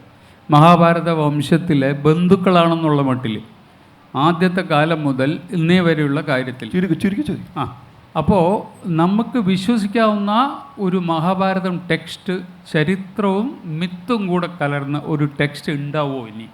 അത് ഏതെങ്കിലും യൂണിവേഴ്സിറ്റിയോ വല്ലവരും പബ്ലിഷ് ചെയ്യാൻ സാധ്യതയുണ്ടോ? Rely upon, where we will rely upon എന്നാണ് ചോദ്യം. ഇവിടെ ഇരിക്കുന്ന 3 പേരും മഹാഭാരതം വായിച്ച് പഠിച്ചിട്ട് അവരവരുടെ രീതിയിലുള്ളതാണ് എഴുതിയത്. അങ്ങ് ഈ 3 പേരും നുണ എഴുതിയവരാണ് എന്ന് അങ്ങ് വിശ്വസിക്കുന്നില്ല എന്ന് എനിക്കറിയാം. ആ രീതിയിൽ അങ്ങ് വായിച്ച് അങ്ങയുടെ അഭിപ്രായം, അങ്ങയുടെ അനുഭവം അങ്ങേക്ക് എഴുതാം. മഹാഭാരതം നാരായണൻ പറഞ്ഞ രീതിയിൽ ആർക്കും ഏത് സന്ദർഭത്തിലും വായിക്കുകയും എഴുതുകയും പറയുകയും ചെയ്യും. ഞാൻ പറഞ്ഞില്ലേ, എൻ്റെ താല്പര്യം ഇത്രയായിരുന്നു, ആ നിക്ഷിപ്ത താല്പര്യം ഞാൻ അതിനകത്ത് പറഞ്ഞു. അങ്ങനെയാണ് ഇപ്പോൾ എല്ലാവർക്കും സർവ്വസ്വീകാര്യമായ ഒരെഴുത്ത് ലോകത്തെവിടെയെങ്കിലും ഉണ്ടോ എന്ന് എനിക്കറിയില്ല. അങ്ങനെ ഒന്നും ഉണ്ടാകണം എന്ന അങ്ങയുടെ ആഗ്രഹം സഫലമാകട്ടെ എന്ന ആശംസ മാത്രം. നിങ്ങൾ മഹാഭാരതം പഠിക്കണം, മഹാഭാരതം പ്യൂർ ടെക്സ്റ്റ് വേണം ചോദിച്ചാൽ ആദ്യത്തെ ചോദ്യം ഹൂ യു ആർ എന്നാണ്. നിങ്ങൾ മധ്വ മരബ് പാരമ്പര്യത്തിലേക്ക് വന്നവളാണെങ്കിൽ നിങ്ങൾക്കൊരു ടെക്സ്റ്റ് പറഞ്ഞിട്ടുണ്ട്, അതാണ് നിങ്ങളുടെ പ്യൂർ ടെക്സ്റ്റ്. അതാണ് ഞാനിപ്പോൾ പറഞ്ഞത്, നിങ്ങളത് ശ്രദ്ധിച്ചില്ല. കുമാര പാരമ്പര്യത്തിൽ വന്ന ആളാണെങ്കിൽ നിങ്ങൾക്കൊരു ടെക്സ്റ്റ് ഉണ്ട്, അതാണ് നിങ്ങളുടെ ടെക്സ്റ്റ്. സോ എല്ലാവർക്കും വേണ്ടിയിട്ടുള്ള പ്യൂർ ടെക്സ്റ്റ് ഇവിടെ ഉണ്ട്, അത് നിങ്ങൾ സ്വീകരിക്കുക, അത്രയേ ഉള്ളൂ. അപ്പോൾ എന്താണ് കൃത്യമായി മഹാഭാരതം എന്ന് പറഞ്ഞാൽ 18ാം നൂറ്റാണ്ടിൽ വരയ്ക്കും കിട്ടിയിട്ടുള്ള എല്ലാ പാം ലീഫുകളെയും പഠിച്ച് അതിൽ നിന്ന് ഉണ്ടാക്കിയിട്ടുള്ള ഒരു ഫ്ലോലെസ് എന്ന് പറയപ്പെടുന്ന ടെക്സ്റ്റ് ഗംഗുലിയുടെ മഹാഭാരതമാണ്. ഗംഗുലി ഭാരതം ഇംഗ്ലീഷിൽ കിട്ടുന്നുണ്ട്, വായിക്കാം, ഓൺലൈനിൽ ഫ്രീ ആയിട്ട് കിട്ടുന്നുണ്ട്. അങ്ങനെ മഹാഭാരതം കിട്ടാതൊന്നുമില്ല, അത് ഒറിജിനൽ ടെക്സ്റ്റ്, ഇത് അതിൻ്റെ പുനരാഖ്യാനങ്ങൾ, ഇത് രണ്ടും തന്നെ കിട്ടുന്നു. നിങ്ങൾക്ക് എന്തുകൊണ്ടാണ് അത് സ്വീകരിക്കുക, അത്രേ ഉള്ളൂ. ഈ സമയമില്ല, അതുകൊണ്ട് ഞാൻ ഇത് ഈ ചർച്ച ഇതൊരു തുടക്കമാവെന്ന് വിചാരിക്കുന്നു. അതിൽ വളരെ പ്രശസ്തമായിട്ടൊരു വാക്യത്തോടെ അവസാനിപ്പിക്കുകയാണ്. എങ്ങനെയാണ്? We never stop reading even though every book comes to an end, just as we never stop living even though the death is certain എന്നാണ്. ഇത് റോബർട്ടോ ബൊലാനോയുടെ ഒരു കഥയിൽ നിന്നുള്ളൊരു വാക്യമാണ്. ഇത് മഹാഭാരതത്തിൻ്റെ കാര്യത്തിൽ വളരെ രസകരമായിട്ട് എനിക്ക് തോന്നുന്നു. ഇത് നൂറ്റാണ്ടുകളോളം കഴിഞ്ഞാലും ഇത് ഒരിക്കലും അവസാനിക്കുന്നില്ല. അതിൻ്റെ ഒരു വളരെ സ്വതന്ത്രമായിട്ടുള്ള ഒരു സോഫ്റ്റ്വെയറിൻ്റെ അധ്യായങ്ങൾ ഇനിയും നമ്മൾ വരുന്ന തലമുറകൾ കൂടി എഴുതി ചേർക്കട്ടെ എന്ന് ആശംസിച്ചുകൊണ്ട് ഈ 3 പാനലിസ്റ്റുകളോടുള്ള വളരെ സ്നേഹവും മാതൃമയുള്ള നന്ദിയും അറിയിക്കുന്നു.